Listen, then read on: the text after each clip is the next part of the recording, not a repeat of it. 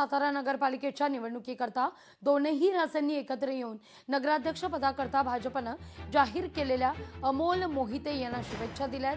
साताऱ्यातील भाजपच्या नगराध्यक्ष पदासह सर्व जागा जिंकतील असा विश्वास शिवेंद्रराजे भोसले यांनी व्यक्त केला।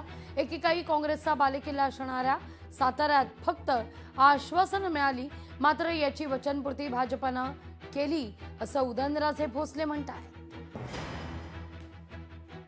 भारतीय जनता पार्टीच्या माध्यमातून सर्वच्या सर्व जागा आपण या निवडणुकीत भारतीय जनता पार्टी या पक्षाच्या कमळ या चिन्हावर या ठिकाणी लढवत आहे।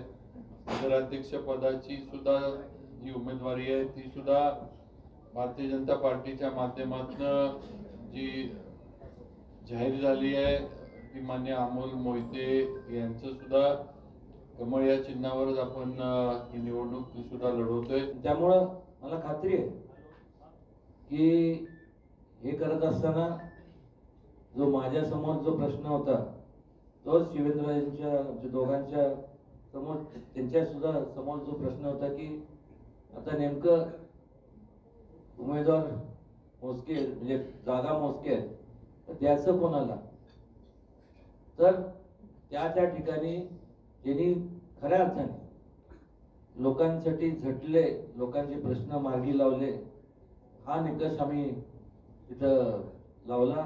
5 वर्षाच्या कालावधीत ज्यांनी कामं केले हा केवळ निकष आम्ही दोघांनी ठरवून तोच निकष आमच्या तो लावला गेला।